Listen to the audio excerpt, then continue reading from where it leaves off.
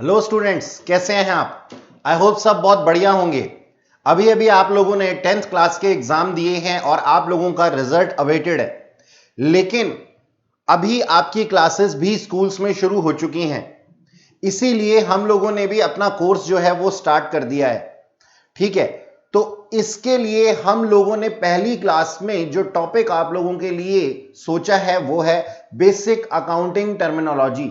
यानी कि इस क्लास के अंदर हम लोग देखेंगे कि हमारे अकाउंट्स के अंदर बेसिक टर्मिनोलॉजी क्या होती है, क्या होती हैं बुक्स ऑफ अकाउंट्स के अंदर दिए गए वो टर्म्स, जैसे कि debtors, capital, creditors, bills payable, bill receivable, ये सारी चीजें क्या होती हैं ये हम जानेंगे अपने इस चैप्टर में। तो बच्चों, आप लोगों के लिए ये चैप्टर स्टार्ट करने से पहले मेरी आप लोगों से एक रिक्वेस्ट है, और वो रिक्वेस्ट एक नॉर्मल सी रिक्वेस्ट है, और ये वो रिक्वेस्ट जो है वो ये है कि आप इस चैप्टर को पढ़ते समय अपने दिमाग को बिल्कुल शांत रखें।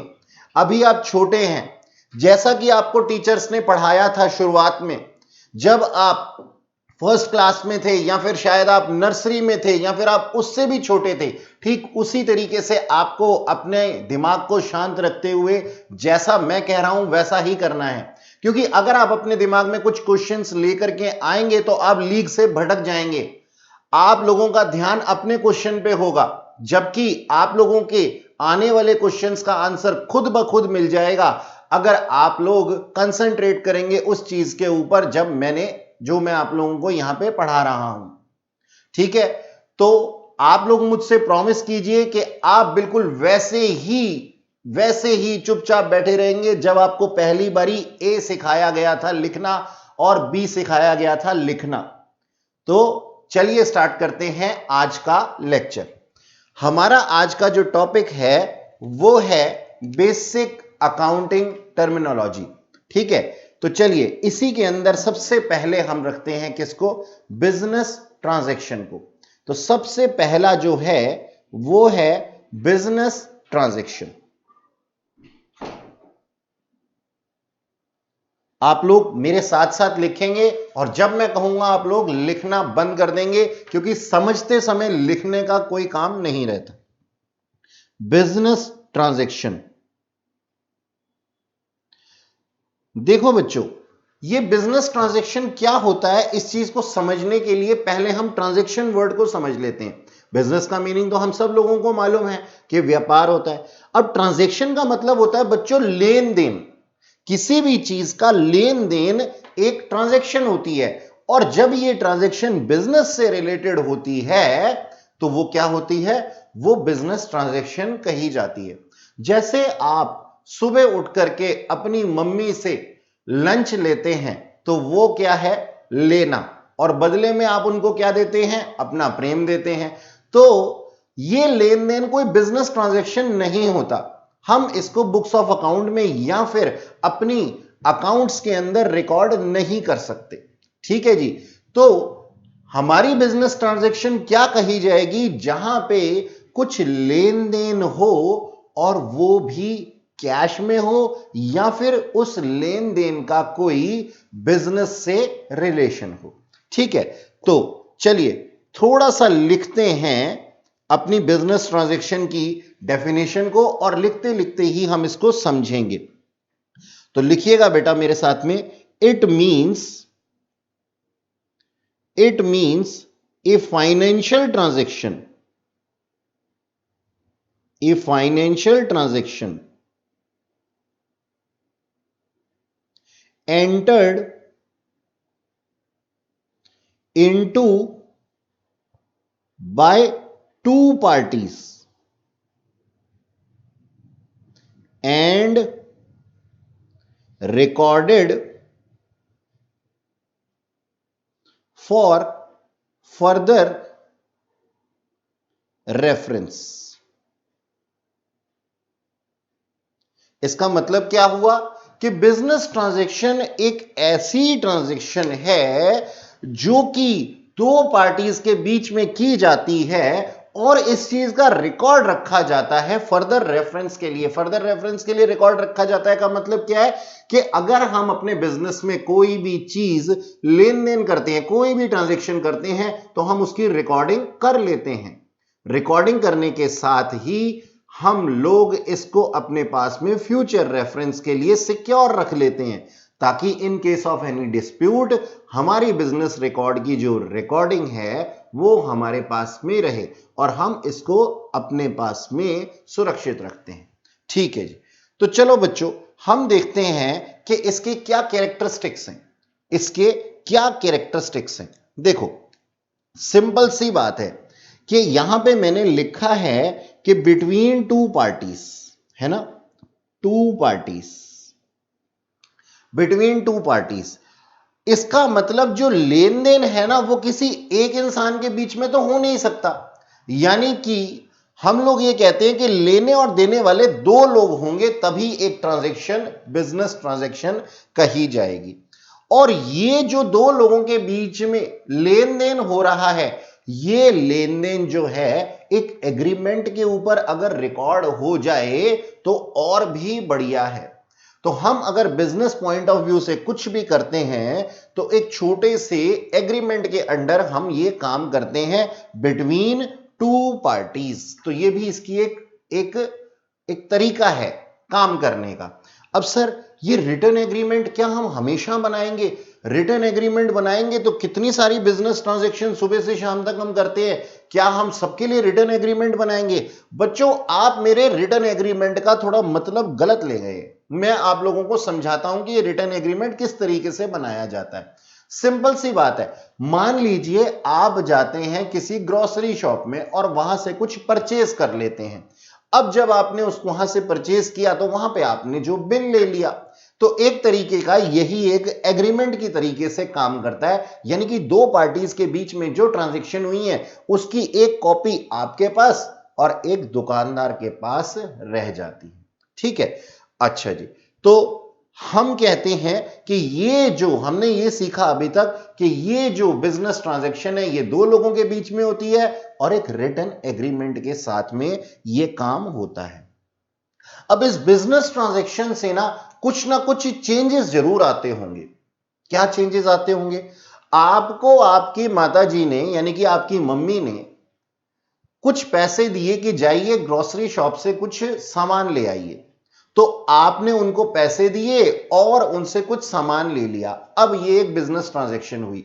ग्रोसरी शॉप के अंदर कैश इंक्रीज हो गया होगा और स्टॉक डिक्रीज हो गया होगा। स्टॉक यानी कि गुड्स, उसने गुड्स आपको दे दी तो क्या इफेक्ट पड़ा कि स्टॉक कम हो गया और कैश बढ़ गया। तो यहां पे जो फाइनेंशियल पोजीशन थी उसके अंदर कुछ चेंजेस आए थे और चेंजेस आने की वजह से ही हम इसको बिजनेस ट्रांजैक्शन कह पाए थे। ठीक है, तो चलिए आगे पढ़ते हैं अपने पास में इसके कैरेक्टरिस्टिक्स को लेकर के। तो इसके कैरेक्टरिस्टिक्स आप लोग मेरे साथ लिखिएंगे, आप लोग मेरे साथ लिखिए, मैं आप लोगों को लिखवाता हूं।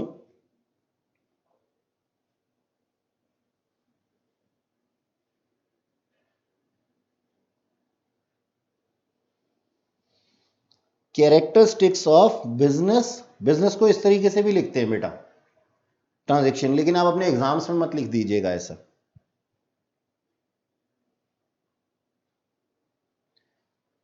देखो बच्चों, क्या है कैरेक्टरिस्टिक एक बिजनेस ट्रांजैक्शन के?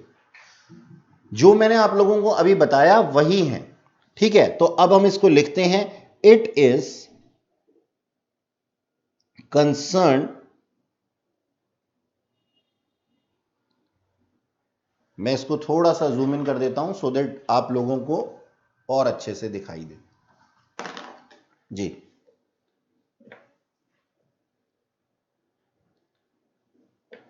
It is concern with money, money के साथ में कंसर्न रखता है ना? हां जी सर, बिजनेस ट्रांजैक्शन में अगर मनी नहीं होगी तो फिर तो ये क्या हो जाएगा, फिर तो ये चैरिटी हो जाएगी। तो ये कंसर्न विद मनी और monies worth, monies worth of goods oblique services. इसका मतलब क्या हुआ?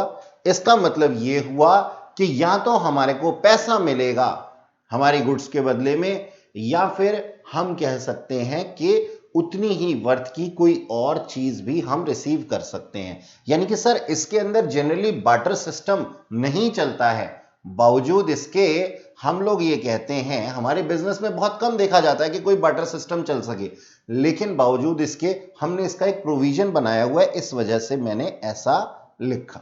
ठीक है, चलिए आगे चलते हैं।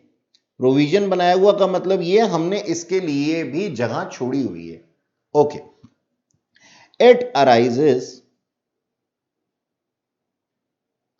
Out of the transfer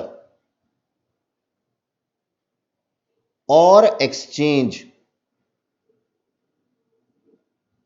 transfer और एक्सचेंज ऑफ गुड्स और सर्विसेज।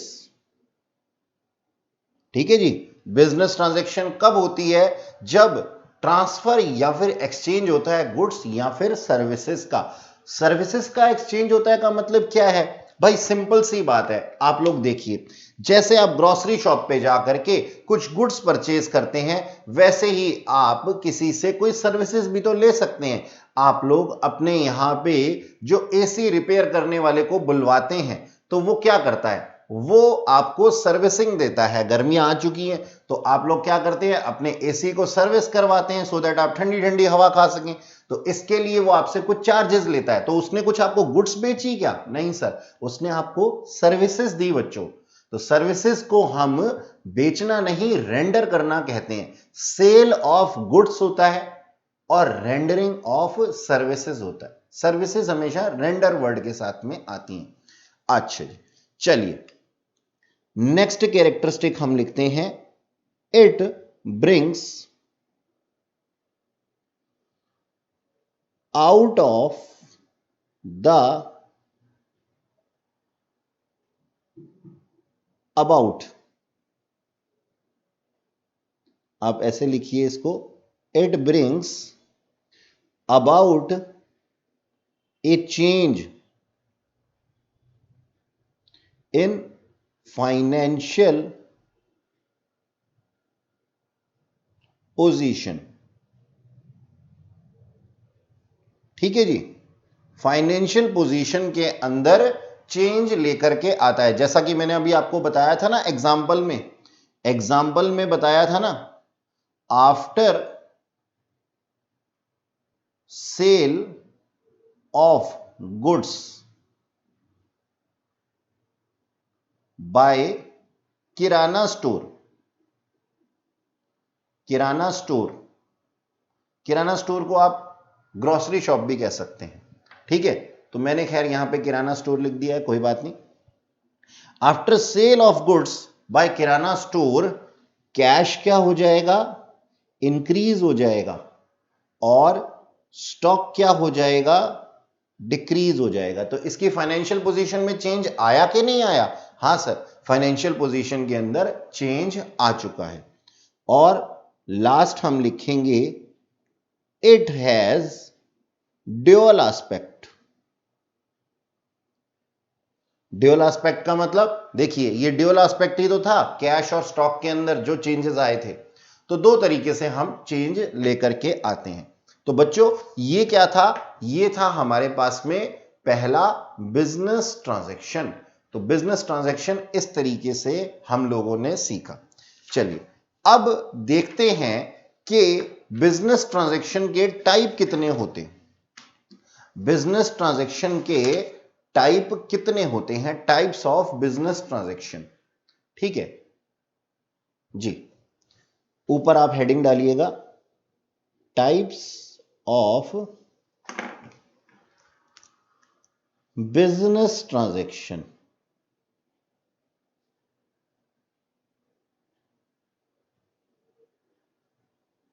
ठीक, मेरे ख्याल है ब्लैक पेन से आप लोगों को थोड़ा ज्यादा अच्छे से दिख रहा होगा।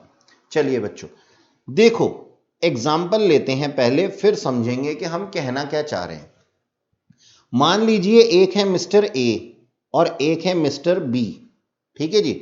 अब ये मिस्टर ए ने मिस्टर बी को गुड्स सेल की, सोल्ड गुड्स, ठीक है, गुड्स सेल कर दी मिस्टर ए ने मिस्टर बी को, और मिस्टर बी ने मिस्टर ए को दे दिया क्या, कैश। अब ये क्या है, ये एक कैश ट्रांजैक्शन है।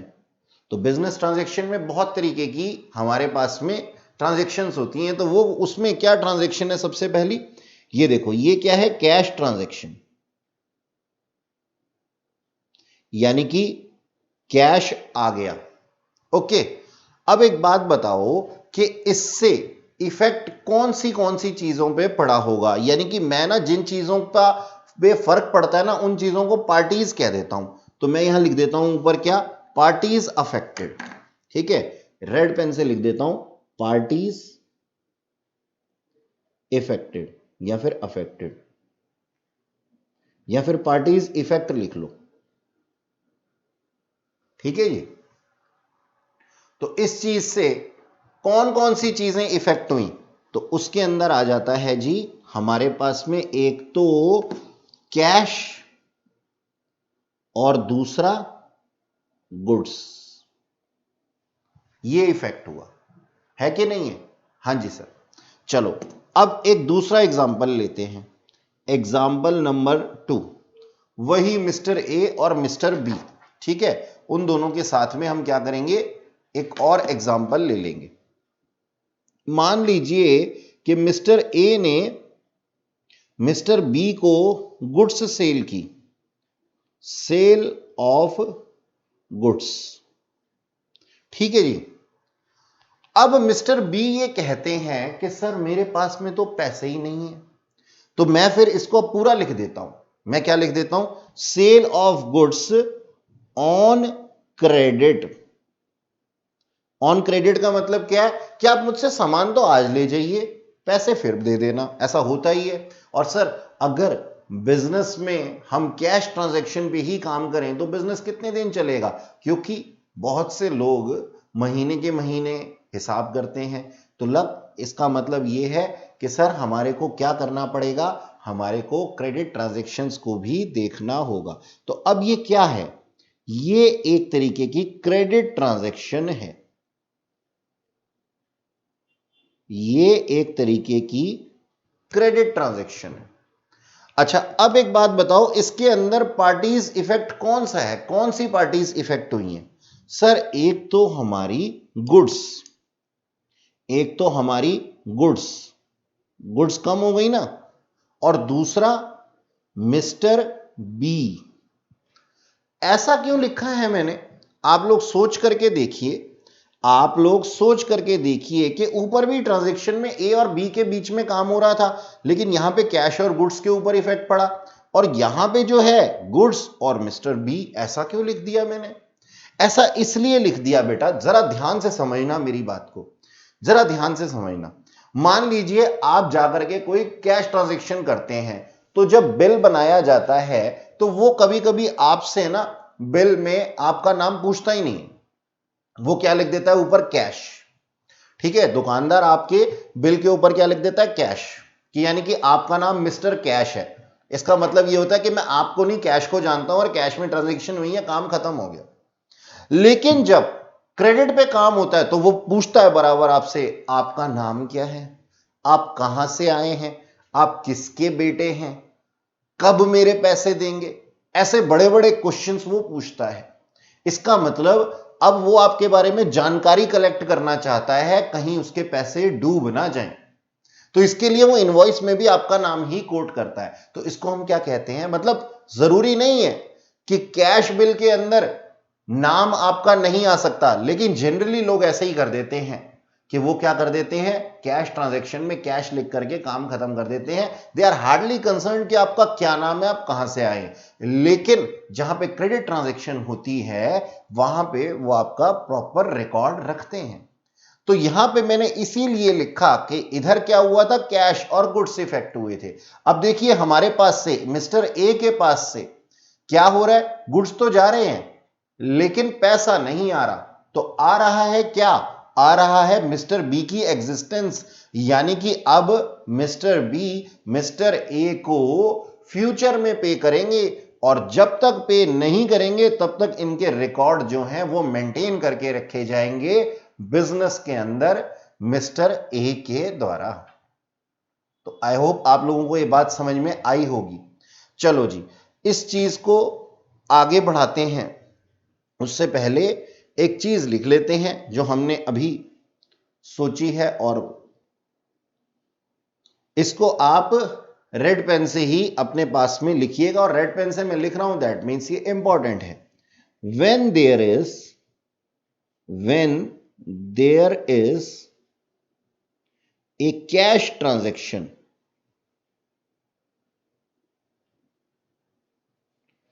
cash effects, and when there is a credit transaction,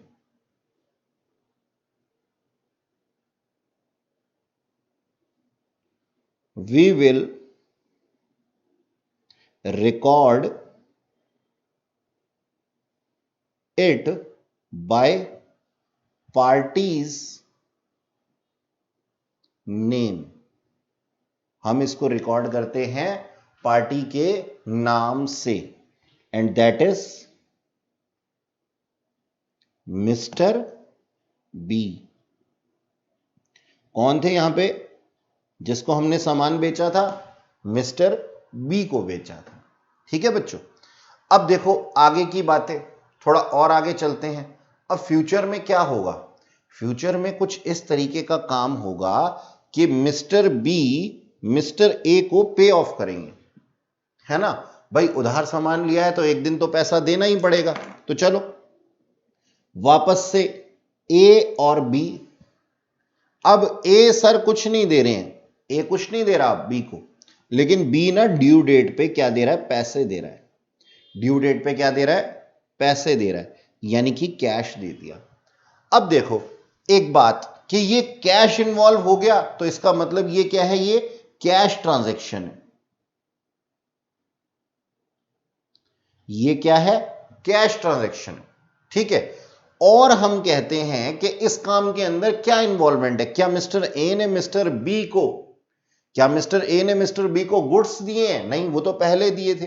तो अब गुड्स इफेक्ट हुई हैं क्या, नहीं। इसका मतलब क्या इफेक्ट हुआ है, फिर से हमारे पास जो इफेक्ट होने वाली चीज है वो है कैश एंड बी। पिछले वाले एग्जांपल में देखो गुड्स और बी इफेक्ट हुए थे, और अब के बार में कैश और बी इफेक्ट हुए हैं। यानी कि हमने जो उसका रिकॉर्ड रखा होगा ना, क्या रखा होगा, रिकॉर्ड रखा होगा अपने पास में, अपने पास में हमने मिस्टर बी का जो रिकॉर्ड रखा होगा उसमें हमने एंट्री कर रखी होगी कि हमने मिस्टर बी से कुछ पैसे लेने हैं। आज हम उस रिकॉर्ड को क्लोज कर देंगे, यानी कि हम लिख देंगे कि मिस्टर बी से हमारे को जो पैसे मिलने थे वो मिल चुके हैं। तो देखो कैश आ गया, और वो जो रिकॉर्ड हमने मिस्टर बी का बनाया था वो क्या हो गया, क्लोज हो गया। तो इफेक्ट किस चीज पे पड़ा, एक तो मिस्टर बी पे और दूसरा कैश पे। ठीक है, ये हमारी बिजनेस ट्रांजैक्शन की जो थी वो पूरी की पूरी थ्योरी थी विद एग्जांपल्स।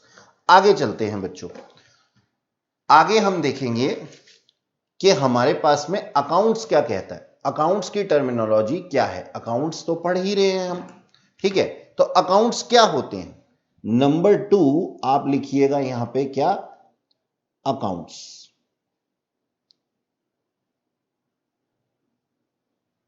ठीक है, अब मैं ना यहां पे आपको फिर से एक एग्जांपल के अंदर लेके चलूंगा कि ये अकाउंट्स होते क्या है।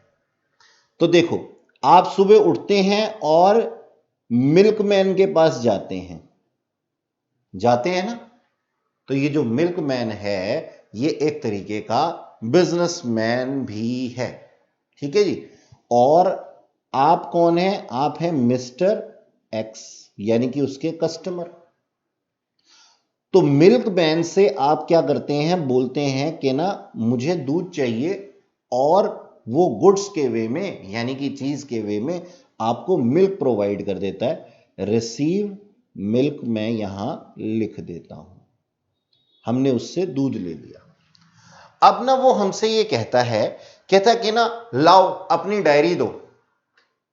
तो ये डायरी क्या होती है? डायरी दो का मतलब ये होता है वो हमारे पास में एक छोटी सी डायरी मेंटेन करता है, या तो हम खुद ही करते हैं या फिर वो हमें दे देता है।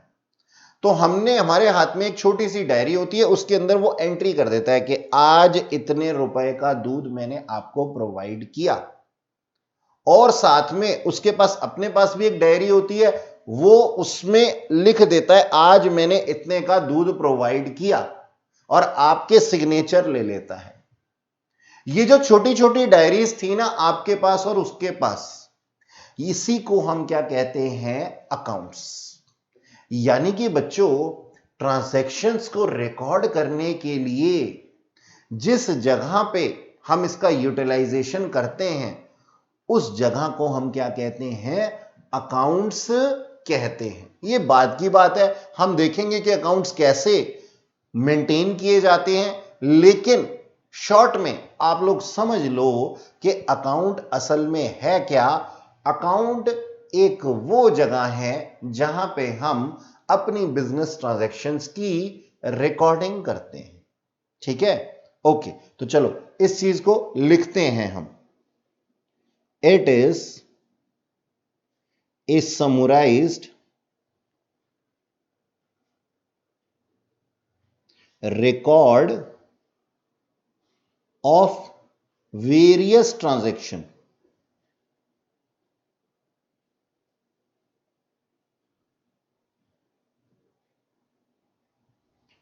related to various parties। अलग अलग लोगों से रिलेटेड होती हैं ये। Further it records effects of transaction।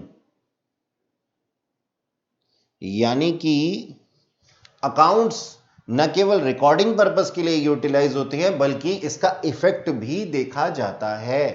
Okay, तो मान लो जैसे कि 1 मिनट के लिए मैं आप लोगों को एक एग्जांपल देता हूं कि भाई क्या हुआ कि ना मेरे पास में कोई गुड्स आई जिसको कि मैंने बेचना था। ठीक है, तो मैंने लिखा कि मेरे गुड्स का जो अकाउंट है वो 50,000 रुपए का है, यानी कि 50,000 के मेरे पास में गुड्स हैं, उसमें से 10,000 की मैंने बेच दी। तो अब 10,000 कम हो जाएंगे ना गुड्स के अंदर, तो ये भी रिकॉर्डिंग कहां होगी, ये भी अकाउंट्स के अंदर ही होगी। तो इस तरीके से ये इफेक्ट भी देता है हमारी ट्रांजैक्शंस को कि कब हमारी ट्रांजैक्शन की वजह से उस पर्टिकुलर अकाउंट में बढ़ोतरी या घटोतरी हो रही है। ठीक है, चलो अब देखते हैं अगली टर्मिनोलॉजी। अगली टर्म जो हमारे पास में है बच्चों वो है कैपिटल। कैपिटल क्या होती है? देखो जी, ये है ना हमारे पास में कौन थे, ये थे मिस्टर एक्स। ठीक है, ये हमारे प्यारे मिस्टर एक्स। मैं क्या करता हूं, इनके स्पाइक्स भी खड़े कर देता हूं 3 स्पाइक्स हैं पूरे इनके सिर पे। अच्छा खैर चलिए, तो ये थे मिस्टर एक्स। अब मिस्टर एक्स के पास में है ना कुछ पैसा था, कुछ क्या बहुत पैसा था, और उनके पास में ना 2 ऑप्शन थे। ये था उनका पहला ऑप्शन जिसका कि नाम था बैंक। यानी कि मिस्टर एक्स के पास में पैसा बैंक में डालने का फर्स्ट ऑप्शन था। ये क्या था उनका, ऑप्शन 1, फर्स्ट ऑप्शन, कि वो बैंक में पैसा डालें और रिटर्न में उनको क्या मिले, इंटरेस्ट मिले, और ये पैसा वो एफडी की फॉर्म में डाल सकते थे। एफडी इन बैंक लिख सकता हूं। ठीक है, तो उनके पास जो पैसा था उसका पहला ऑप्शन क्या था कि वो एफडी बना करके किस में डाल दें जी, बैंक में डाल दें। दूसरा ऑप्शन उनके पास में ये था कि वो एक बिजनेस खोलें और उस बिजनेस के अंदर इस पैसे को इन्वेस्ट कर दें। ठीक है, तो ये क्या था उसका ऑप्शन सेकंड था। अब देखो, बैंक में तो जस्ट जा करके उनको एक एफडी खोलनी पड़ती और कुछ काम ना करना पड़ता, लेकिन मिस्टर एक्स जो थे ना वो मेहनती किस्म के बंदे थे। वो कहते थे नहीं, मेरा मोटिव सिर्फ पैसा कमाना नहीं है, मेरा मोटिव कुछ करके, कुछ काम करके पैसा कमाना है। जैसे आप लोगों के बस दो ऑप्शन होते हैं ना, क्या ऑप्शन होते हैं? या तो आप एग्जाम में चीट करके आगे बढ़ जाएं, या फिर आप लोग मेहनत करके और फिर आगे बढ़ें। तो जब हम मेहनत करके आगे बढ़ते हैं तो हम लोगों को क्या एक मोटिवेशन मिलती है, हमेशा मेहनत करते रहने की। तो ठीक इसी तरीके से मिस्टर एक्स ने डिसीजन क्या लिया कि मिस्टर एक्स ने सोचा कि मैं सेकंड ऑप्शन के साथ जाऊंगा। बस फिर क्या था, उन्होंने अपना जो कैश था ना वो बिजनेस में लगा दिया। ठीक है, तो मैं यहां लिखता हूं mister x opt second option and therefore money invested या फिर इन्वेस्ट मनी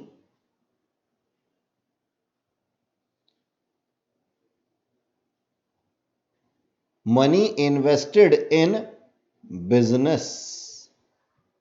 ठीक है जी, अब मनी इन्वेस्टेड इन बिजनेस जो है ना that is known as capital. तो इसी चीज को हम क्या कहते हैं? कैपिटल कहते हैं। ठीक है, और अब क्या होगा? And mister x is now the proprietor of business. अब ये प्रोपराइटर का मतलब क्या होता है सर? प्रोपराइटर का मतलब होता है बच्चों ओनर, बिजनेस का ओनर हो गया वो। ठीक है, तो मैं लिख देता हूं यहां पे क्या, ओनर। ठीक है, तो ये क्या हो गए जी, मिस्टर एक्स बिजनेस के ओनर बन गए। अब देखो जी, जरूरी नहीं है बच्चों कि कैपिटल जो है वो हमारे पास इन टर्म्स ऑफ कैश ही लगाई जाए। इन्वेस्टमेंट जो है हमारी इन टर्म्स ऑफ कैश लगाई जाए, ये जरूरी नहीं है। इन्वेस्टमेंट जो है वो दो तरीके की हो सकती हैं। एक तो होती है कैश में और दूसरी होती है क्या, काइंड में। ठीक है, कैश का एग्जाम्पल तो मैं आप लोगों को दे ही चुका हूं। कैश का एग्जाम्पल मैं आप लोगों को दे चुका हूं कि मिस्टर एक्स ने पैसा डाल दिया। चलो एक काइंड का एग्जाम्पल भी दे देते हैं। अब मान लो मिस्टर एक्स के पास में पैसा वैसा तो कुछ नहीं था, सपोज पैसा नहीं था, तो उन्होंने क्या किया, उनके पास में एक बिल्डिंग थी, 3 फ्लोर थे उस बिल्डिंग के पे, 3 फ्लोर थे उस बिल्डिंग पे। तो उन्होंने क्या किया कि पैसा तो मेरे पास में नहीं है, लेकिन बिजनेस खोलने के लिए मुझे एक बिल्डिंग की जरूरत तो होगी, तो मैं काम करता हूं, इस बिल्डिंग के अंदर काम शुरू कर देता हूं। तो उसने क्या किया, अपनी जो खाली पड़ी बिल्डिंग थी उसमें उसने अपना बिजनेस स्टार्ट कर लिया। तो वो जो बिल्डिंग की वर्थ थी, वो बिल्डिंग की वर्थ थी मान लो 30 लाख रुपीस। तो हम क्या कहेंगे कि मिस्टर एक्स ने अपने बिजनेस के अंदर 30 लाख की इन्वेस्टमेंट की बाय वे ऑफ बिल्डिंग। ठीक है जी, by way of building, and that was kind. ठीक है जी, तो चलो अब इस चीज को लिखते हैं। Capital is the amount invested bye proprietor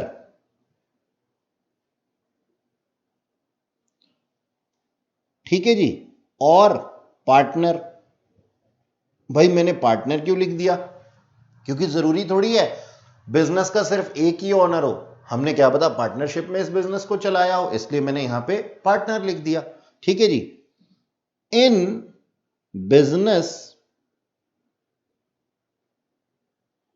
ये इसी के आगे की लाइन है बेटा, और partners in business to gate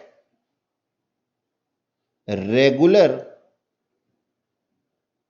returns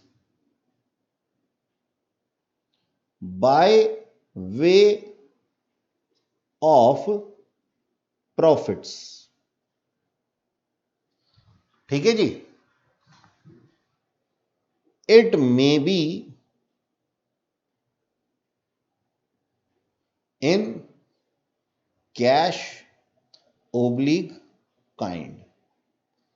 तो कैपिटल जो है वो कैश में भी हो सकती है और काइंड में भी हो सकती है, जैसा कि अभी हमने देखा।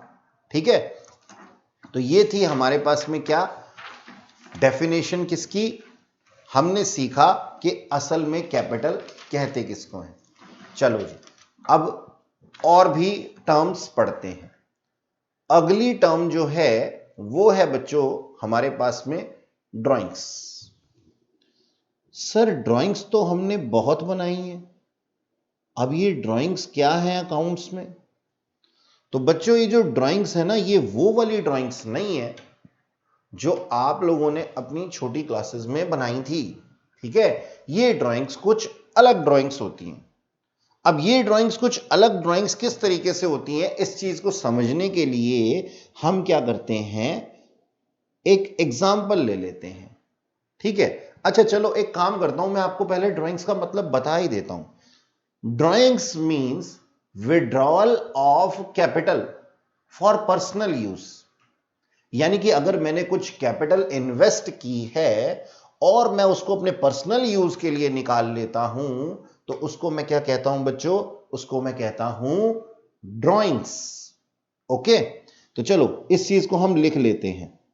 ड्राइंग्स क्या है, विड्रॉन या फिर विड्रॉल ऑफ कैपिटल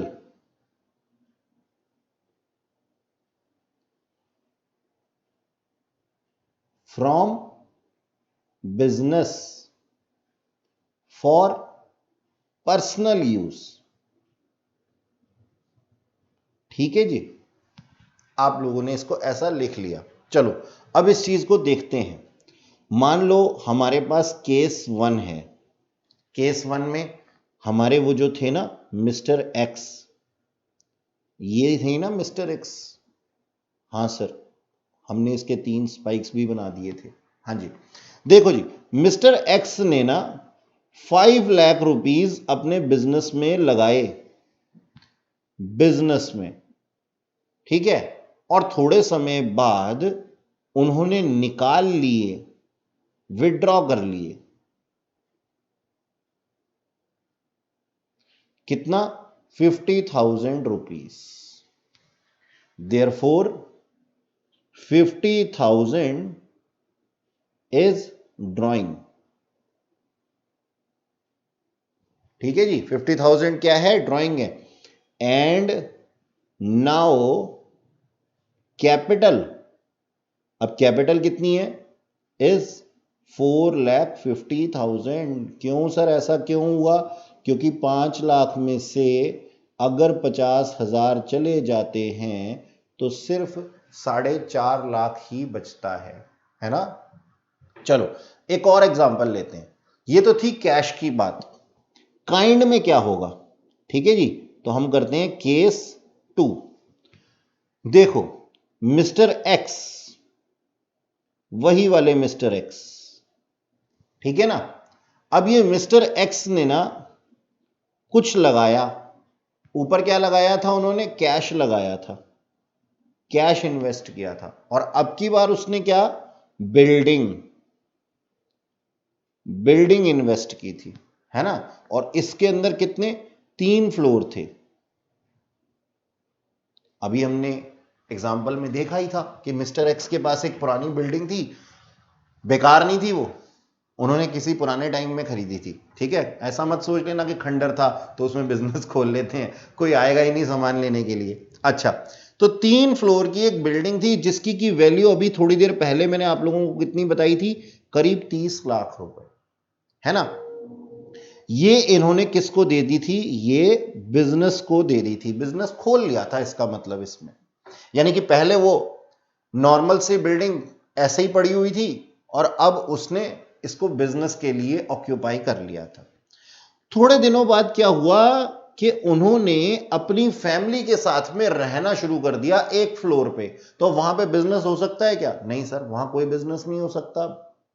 तो ये जो उन्होंने रहना शुरू किया अपनी फैमिली के साथ, ये क्या था, एक पर्सनल मैटर था। बिजनेस के अंदर अगर पर्सनल मैटर आ जाए तो ये काम खराब हो जाएगा। तो इसको हम क्या कहते हैं जी, इसको हम कहते हैं ड्राइंग्स। तो अब उन्होंने क्या किया, एक फ्लोर जिसकी की वैल्यू 10 लाख रुपए थी, इन्होंने किसको दे दिया, अपनी फैमिली को रहने के लिए दे दिया। ओके, तो अब इसका मतलब क्या हुआ, इसका मतलब ये हुआ कि काम तो सिर्फ 2 फ्लोर्स पे ही हो रहा है। तो ये हमारी क्या है, 10 लाख रुपए की ड्राइंग्स हैं। तो हमारी ड्राइंग्स कितनी है, यहां पे लिखो बच्चों मेरे साथ, 10 लाख। और न्यू कैपिटल कितनी है, अब न्यू कैपिटल मेरी रह जाएगी 30 लाख माइनस 10 लाख 20 लाख। ठीक है, इस तरीके से। ओके, तो ये थी हमारे पास में क्या, ड्राइंग्स। दोनों तरीके की मैंने आप लोगों को समझाई। चलो बच्चों आगे देखते हैं। आगे जो है हमारे पास, उसको हम कहेंगे क्या, नेक्स्ट टर्मिनोलॉजी को लाइबिलिटीज। क्या, लाइबिलिटीज। सर ये लाइबिलिटीज क्या होता है, देखो बच्चों, लाइबिलिटी का मतलब ये होता है किसी को भी हमने अगर कुछ देना है तो उसको हम लाइबिलिटी कहते हैं। ऑब्लिगेशन, है ना। तो ऑब्लिगेशन जब हमारी किसी तरीके की कोई अराइज होती है तो that is known as liability. ठीक है, तो चलो इस चीज को लिखते हैं। देखो मेरे साथ लिखना, मिस्टर एक्स परचेस, एग्जांपल लेते हैं, mister X purchase plant and machinery. ठीक है जी, on credit from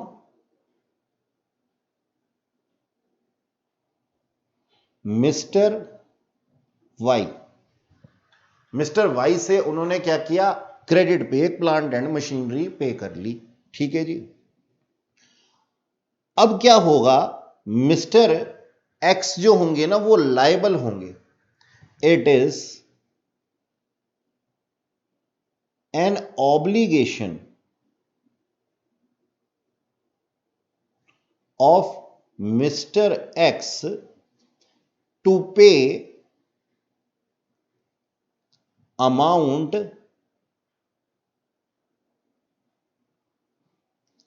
of plant and machinery to Mr. Y in future। है कि नहीं है, ऑब्लिगेशन है कि नहीं है। तो यही ऑब्लिगेशन जो है, दिस ऑब्लिगेशन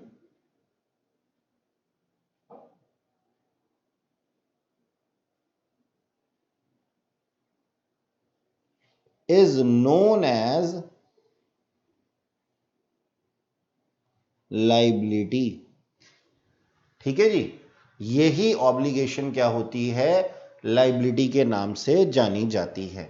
अच्छा एक बात बताओ, ये मिस्टर एक्स कौन थे, ये मिस्टर एक्स बिजनेसमैन थे और प्लांट एंड मशीनरी किसके लिए खरीदी है, घर वालों के लिए थोड़ी खरीदी है, उन्होंने खरीदी है किसके लिए, अपने बिजनेस के लिए।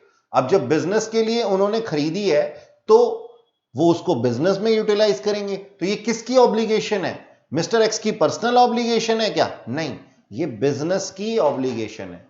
ये किसकी ऑब्लिगेशन है, बिजनेस की ऑब्लिगेशन है, यानी कि बिजनेस की लाइबिलिटी है।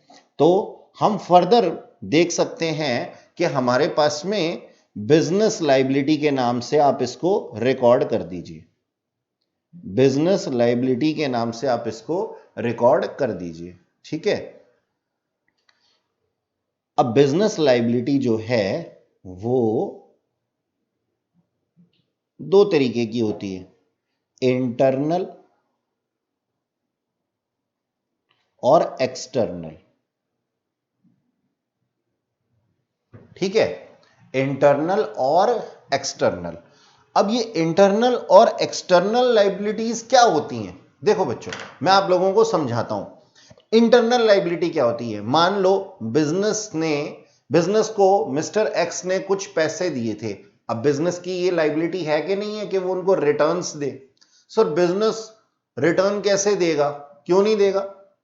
सर काम तो मिस्टर एक्स करेंगे ना। हाँ, काम मिस्टर एक्स करेंगे, लेकिन रिटर्न देना किसका काम है? वो काम है बिजनेस का। यानी कि बच्चों, बिजनेस ऑल्दो कोई पर्सन नहीं है, लेकिन फिर भी अकाउंट्स के अंदर नेक्स्ट टाइम हम लोग पढ़ेंगे कि बिजनेस को हम एक सेकंड पर्सन, एक आर्टिफिशियल पर्सन की तरीके से ट्रीट करते हैं। तो खैर, बाद की बात तो बाद में। हम क्या कहते हैं, हमने अगर कहीं पे कुछ इन्वेस्टमेंट किए तो रिटर्न लेने के लिए ही तो करी है। तो ये जहां पे हमने इन्वेस्टमेंट करी है, उस बिजनेस का कर्तव्य है कि वो हमारे को क्या दे, लायबिलिटी है कि वो हमारे को क्या दे, रिटर्न्स दे। अब ये रिटर्न किसके टूवर्ड्स है? घर के लोगों के टूवर्ड्स है। घर का लोग कौन है? बिजनेसमैन जो है वो बिजनेस के लिए एक घर का ही पर्सन है। यानी कि बिजनेस एक अगर हम मान लें घर की तरह से है, तो वो क्या हो जाएगा? वो उसके घर का व्यक्ति हो जाएगा। तो इसलिए बिजनेस की ऑब्लिगेशन टुवर्ड्स बिजनेसमैन जो है वो क्या है? इंटरनल है। और टुवर्ड्स बाहर के लोगों को जो है, यानी कि बाहर के लोग कौन है? वो लोग जो उनसे क्रेडिट पे सेल और परचेज करते हैं। ठीक है जी, उनके टुवर्ड्स जो है वो क्या है? आउटसाइड लायबिलिटी है, तो वो एक्सटर्नल लायबिलिटी है। ठीक है, तो मैं यहां लिख देता हूं, टुवर्ड्स ओनर या फिर प्रोपराइटर। और ये एक्सटर्नल लायबिलिटी क्या है? अब मान लो कि बिजनेसमैन ने बिजनेस के नाम पे कुछ लोन लिया था, तो लोन के ऊपर इंटरेस्ट पे करना और लोन को वेल ऑन टाइम पे करना, ये किसकी रिस्पॉन्सिबिलिटी है? बिजनेस की रिस्पॉन्सिबिलिटी है। पूरा करेंगे बिजनेसमैन यानी कि मिस्टर एक्स, लेकिन नाम से किसके जाना जाएगा? बिजनेस के नाम से जाना जाएगा। अच्छा, आप लोगों को एक और बात बताता हूं। आपने बिल्स पे देखा होगा, ऊपर लिखा होता है महेश एंड एंटरप्राइजेस। अब महेश एंड एंटरप्राइजेस के अंदर काम मिस्टर महेश कर रहे हैं, लेकिन मेसर्स महेश एंड एंटरप्राइजेस ऐसा क्यों लिखा होता है? इससे हमें पता लगता है कि ये बिजनेस काम कर रहा है। तो जब हम स्यू करते हैं तो उस टाइम पे हम महेश एंड एंटरप्राइजेस को स्यू करते हैं, और उनके एज ए रिप्रेजेंटेटिव आते कौन है? ओनर, यानी कि मिस्टर महेश। ओके, तो चलिए इसको हम लिखते हैं कि किसके टूवर्ड्स है ये बैंक्स के टूवर्ड्स है। ये हमारी एक्सटर्नल लायबिलिटी है, टूवर्ड्स बैंक। ठीक है जी, तो इसका ये दो एग्जाम्पल हमारे हो सकते हैं। ठीक है, चलो अब देखते हैं कि लायबिलिटीज के और क्या क्या, किस किस तरीके की लायबिलिटीज होती हैं। लायबिलिटीज बच्चों और दो तरीके की हैं।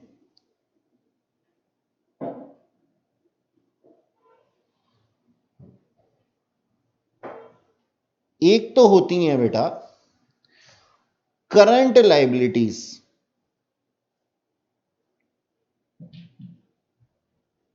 और एक होती हैं नॉन करंट लायबिलिटीज।